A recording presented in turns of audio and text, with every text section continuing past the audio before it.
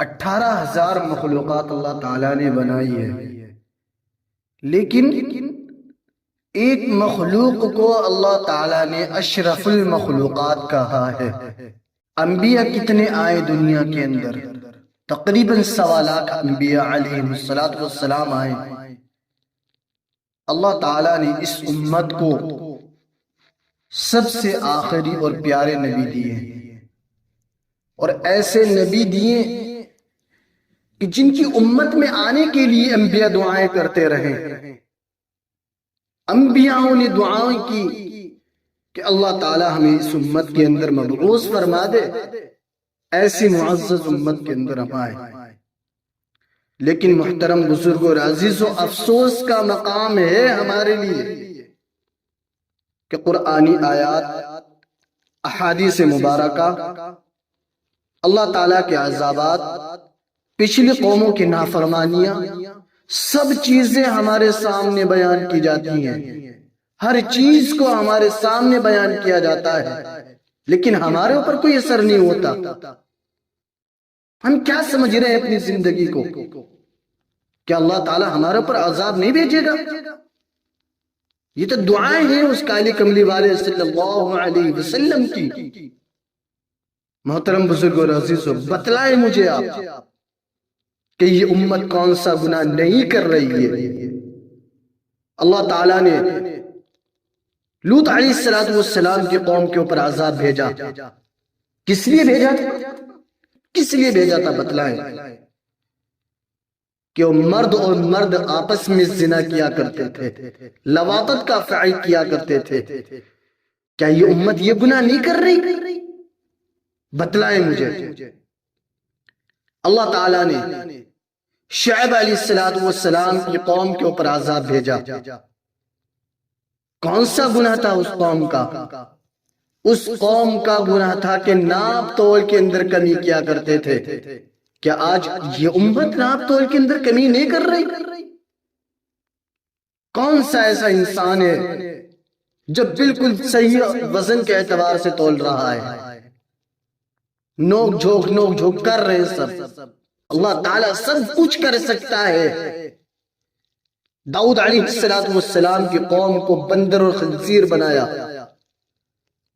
کونوا قردۃ خاسئین، سورہ بقرہ کے اندر اللہ تعالیٰ نے ارشاد فرمایا کہ ہم نے ان کو بندر اور خنزیر بنا دیا۔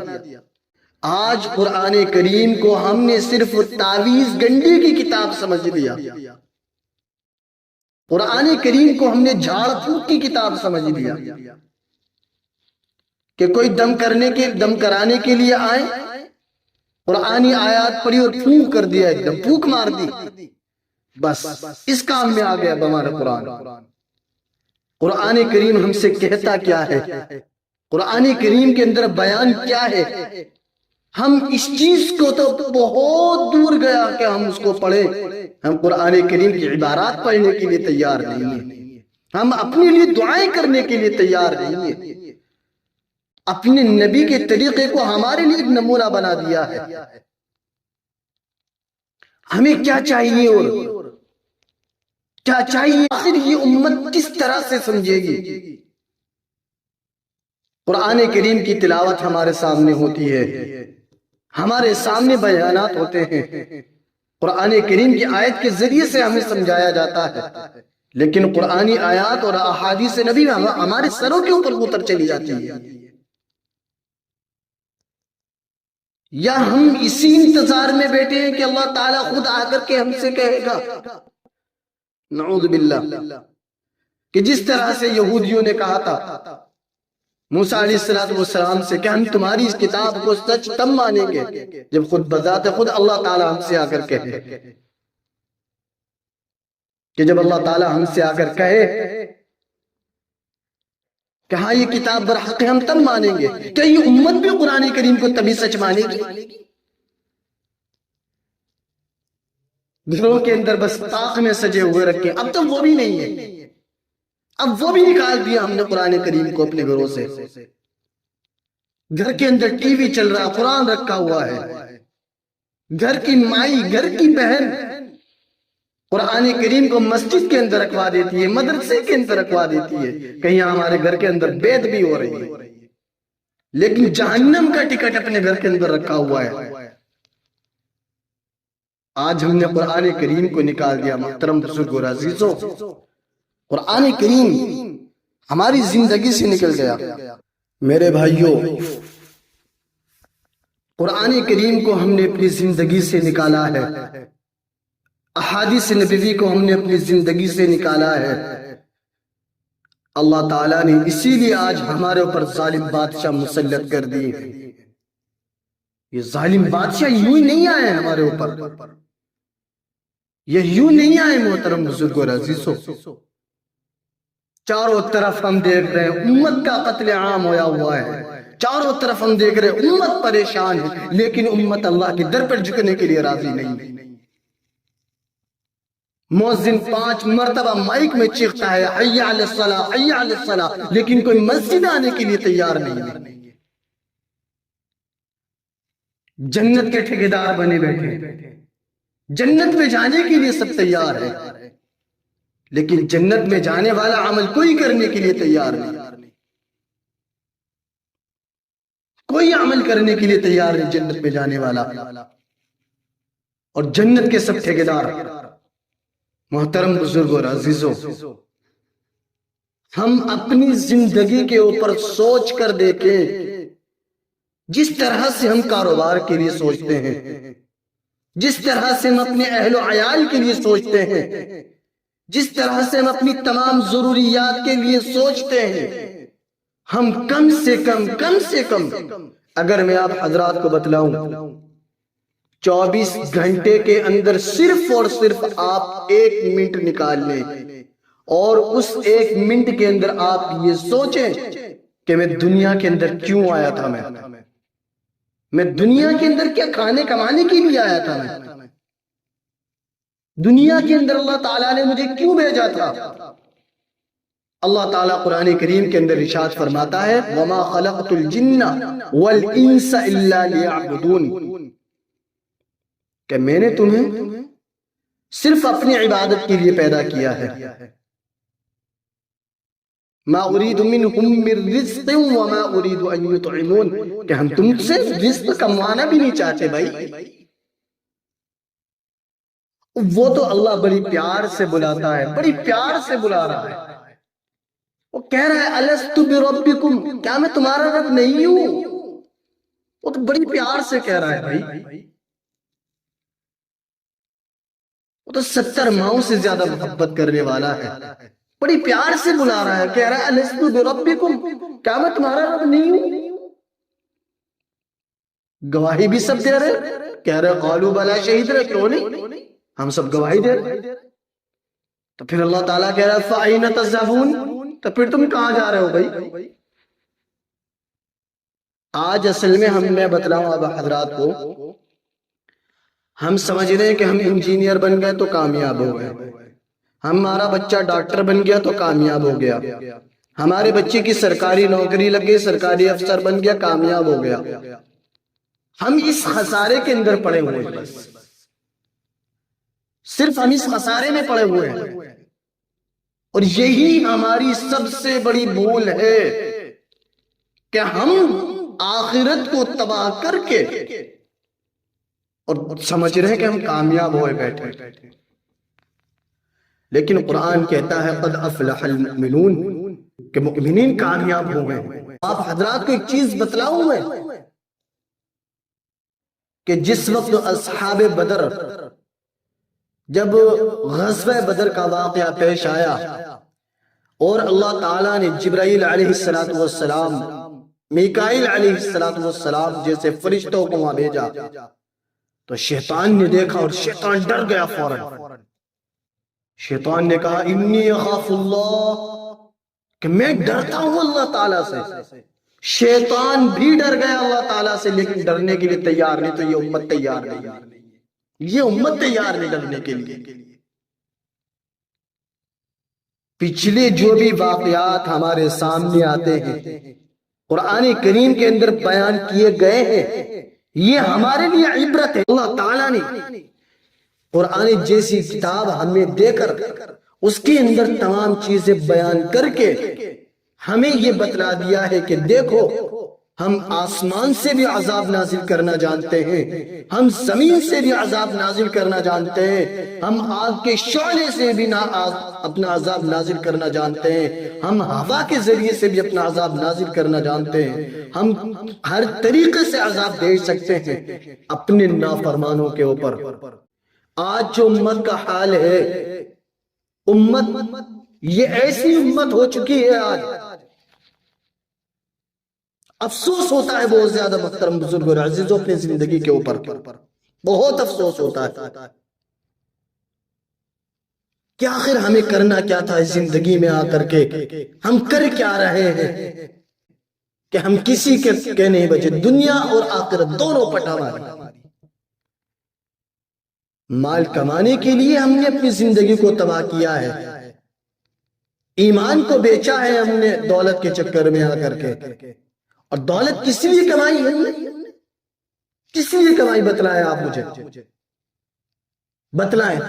اولاد کے لیے نا، اولاد کے لیے، اہل و عیال کے لیے کہ میرا بیٹا اچھے کالج کے اندر پڑھ لے، میری بیٹی کی اچھی جگہ شادی ہو جائے، میرے بیوی بچے اچھے مکانات کے اندر رہنے لگے، یہ تو سوچا ہے نا ہم نے۔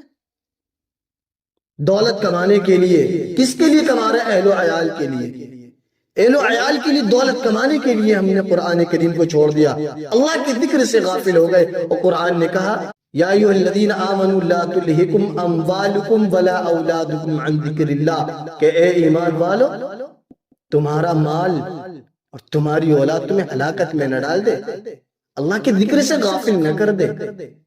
بتلائیے کیا نہ کیا؟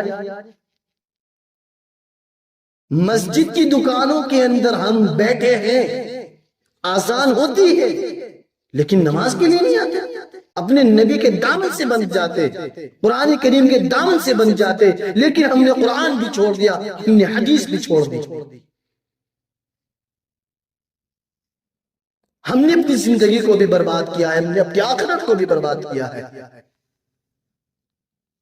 جیسے ایک شاعر کا شعر ہے نا، نہ خدا ہی ملا نہ وصال صنم، نہ ادھر کے رہے نہ ادھر کے رہے ہم، یہی ہمارا ہوا آج۔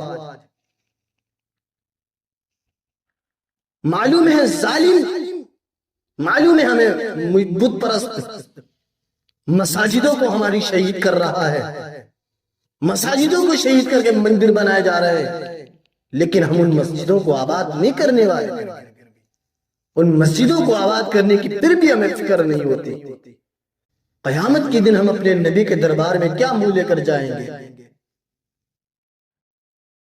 کتنی بھی دولت آج ہم کما لیں، کتنی بھی شہرت ہم کما لیں، لیکن میرے بھائیوں ایک بات یاد رکھنا، اللہ تعالیٰ نے جو جہنم کے اندر فرشتے بھیجے ہیں وہ رشوت خور نہیں ہیں، وہ رشوت نہیں لیتے۔ آج تو ہم لوگ بڑی پیار سے رشوت دے کر کے اپنا کام کرا لیتے ہیں۔ اللہ تعالیٰ کے دربار کے اندر نہ وکیل بکتا ہے، نہ جج بکتا ہے، نہ گواہ بکتے ہیں۔ یاد رکھنا میرے بھائیوں، یاد رکھنا، اپنی زندگی کے بارے میں ہم سوچ کر کے تو دیکھیں ہم کر کیا رہے ہیں اپنی زندگی کے اندر۔ چاروں طرف سے ظلم کے پہاڑ ہمارے اوپر، چاروں طرف سے کفار و مشرکین ہمارے اوپر، لیکن پھر بھی ہم اللہ تعالیٰ کے دربار میں آنے کے لیے تیار نہیں۔ اللہ تعالیٰ ہم سے ناراض ہوا ہے، اللہ تعالیٰ کو پھر بھی راضی کرنے کی ہم کوشش نہیں کرتے۔ کیا کر رہے ہیں ہم اپنی زندگی کے اندر؟ کیا کر رہے ہیں میرے بھائیوں؟ کیا کر رہے ہیں؟ کہاں جا رہے ہیں؟ یہ دھوکے کا گھر ہے، یہ دنیا دھوکے کا گھر ہے، یہ بے وفاؤں کا گھر ہے۔ یہاں وفا نہیں ملتی،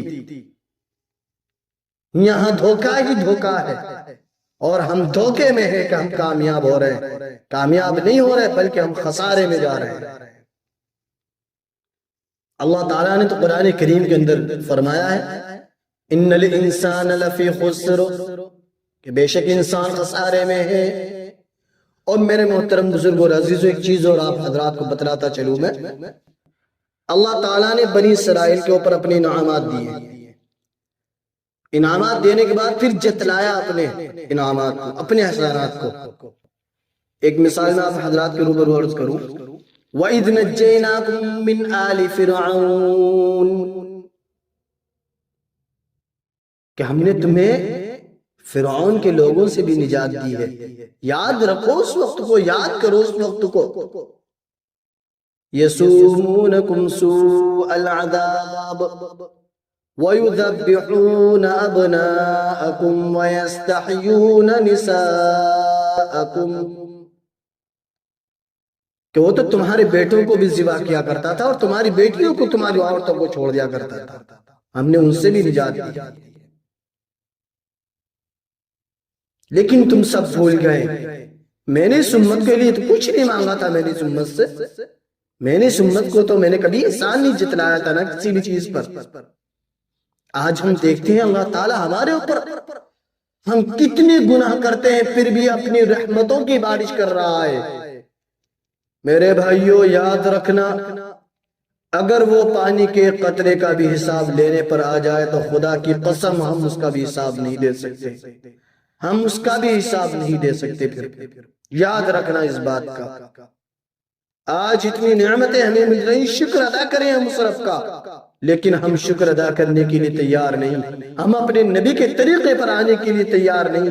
دنیا چاروں طرف سے ہمیں گھیر گھیر کر مار رہی ہے، ہمیں گھیر گھیر کر تباہ کر رہی ہے۔ ہماری بیٹیوں کی عزتیں نیلام ہو رہی ہیں، ہماری بہنوں کی عزتیں نیلام ہو رہی ہیں، ہمارے جوان جوان بھائیوں کو شہید کیا جا رہا ہے، معصوم بچوں کو شہید کیا جا رہا ہے، لیکن ہم پھر بھی اللہ تعالیٰ کے دربار میں آنے کے لیے تیار نہیں، اپنی گردن جھکانے کے لیے تیار نہیں۔ کافروں سے گردن کٹانے کے لیے تیار ہے، لیکن اپنے رب کے دربار میں گردن جھکانے کے لیے تیار نہیں ہے۔ محترم بزرگ اور عزیزو، پھر ایسی زندگی جینے کا کوئی فائدہ نہیں جس کا کوئی مقصد نہ ہو۔ مقصد بناؤ اپنی زندگی کا مقصد، اور وہ مقصد ہے کہ ہم آقا علیہ السلام کی سنت پر عمل کریں، صحابہ کے نقش قدم پر چلیں۔ وہ مقصد بناؤ، دنیا کے اندر رہ کر کے مقصد بنا، اور مقصد ہمارا ہونا چاہیے آخرت۔ قرآن کہتا ہے وَلْتَنْظُرْ نَفْسٌ مَا قَدَّمَتْ لِغَدٍ، کہ ہر نفس اپنے اوپر غور کر لے کل قیامت کے لیے کیا تیاری کی۔ تو ہم اپنے اوپر غور کر لیں کہ کل آخرت کی کیا تیاری ہے ہمارے پاس۔ جو دولت ہم کما رہے ہیں نا میرے بھائیوں، یاد رکھنا یہ کام نہیں آنے والی، یہ کام نہیں آنے والی۔ اگر دولت کام آتی تو قارون کا خزانہ اس کو بچا لیتا، دولت اگر کام آتی، اولاد اگر کام آتی تو ابو لہب کو اس کی اولاد اور اس کی دولت اللہ کے عذاب سے بچا لیتی، لیکن کوئی کسی کام نہیں آنے والا۔ قرآن کہتا ہے یوم یفر المرء من اخیہ، کہ اس دن نہ بھائی کام آئے گا، وصاحبتہ وبنیہ، کوئی کام نہیں آنے والا، وَأُمِّهِ وَأَبِيهِ، نہ ماں کام آئے گی نہ باپ کام آئے گا۔ کام کیا آئے گا؟ کام آئیں گے اعمال انسان کے، جو انسان نے بنائے ہیں، جو انسان نے کمائے ہیں۔ اب جب ہم مر جاتے ہیں، پھر اللہ تعالیٰ فرماتا ہے کہ جب انسان مر جاتا ہے اور اس کے بعد مرنے کے بعد جب اس کے سامنے سب چیزیں رکھی جاتی ہیں، جنت بھی آتی ہے، جہنم بھی آتی ہے، اس کے اچھے اعمال بھی آتے ہیں، برے اعمال بھی آتے ہیں، تو اب انسان یہ سوچتا ہے کہ یا رب، کہتا ہے کہ یا اللہ مجھے پھر سے تو دنیا کے اندر بھیج دے تاکہ میں دنیا کے اندر جا کر تیری پھر عبادت کروں، لیکن اللہ تعالیٰ کہتا ہے کہ اب ہم کسی کو پل بھر کی بھی مہلت نہیں دیتے۔